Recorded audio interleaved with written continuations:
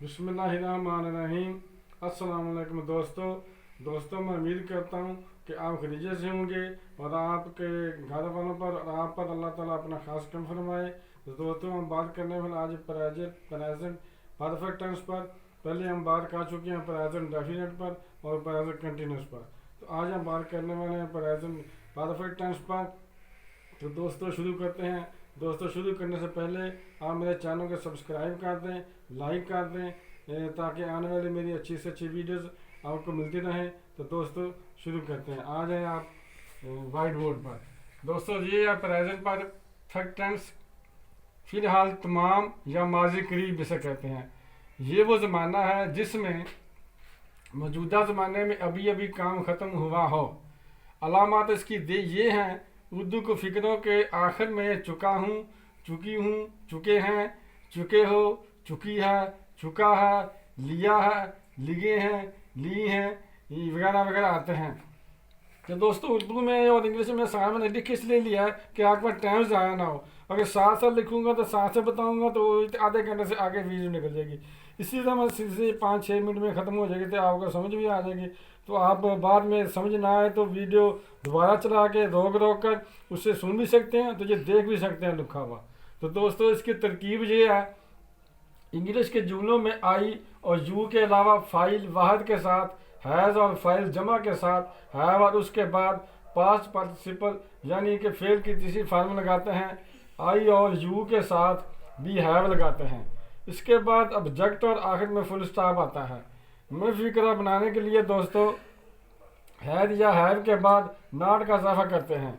सवालिया जुमला बनाने के लिए हैद या हैव को फिक्रे के शुरू में ले आते हैं और आखिर में सवालिया निशान लगा देते हैं। तो दोस्तों, अब बात करते हैं पॉजिटिव सेंटेंसेस, सादा फिक्रे कहते हैं। तो I have eaten bread, I have आ गया है, मैं रोटी खा चुका हूँ या मैं रोटी खा चुकी हूँ, यानी दोनों के लिए, फीमेल के लिए भी मेल के लिए भी यही आएगा, I have eaten bread. We have eaten bread, हम रोटी खा चुके हैं।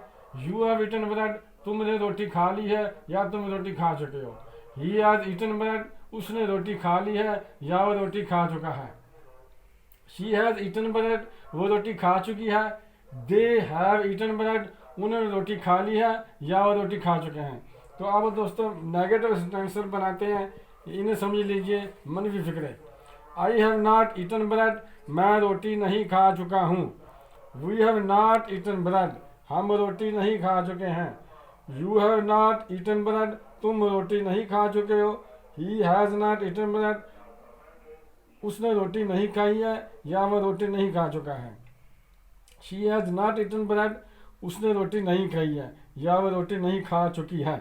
दे हैव नॉट ईटन ब्रेड, वो रोटी नहीं खा चुके हैं। तो दोस्तों, इंटेरोगेटिव सेंटेंसेस ये हैं जिन्हें सवालिया फिक्रे कहते हैं। तो इसमें हमने हैव और हैज़ को बाहर ले आया है। हैव आई ईटन ब्रेड और सवालिया निशान लगा दिया है। क्या मैं रोटी खा चुका हूँ? उर्दू के फिक्रों के आखिर में सवालिया निशान आता है जो सवालिया फिक्रे हूँ, और इंग्लिश के भी एंड पर सवालिया निशान फिक्रे के बारे में आता है अगर इंग्लिश फिक्रा हो तो इसी तरह हैव वो ईटन ब्रेड, क्या हम रोटी खा चुके हैं। हैव यू ईटन ब्रेड, क्या तुम रोटी खा चुके हो। हैज शी ईटन ब्रेड, क्या उसने रोटी खा ली है या वो रोटी खा चुकी है। हैज ही ईटन ब्रेड, क्या वो रोटी खा चुकी है। हैव दे ईटन ब्रेड, क्या वो रोटी खा चुके हैं। तो दोस्तों, वीडियो देखने का शुक्रिया।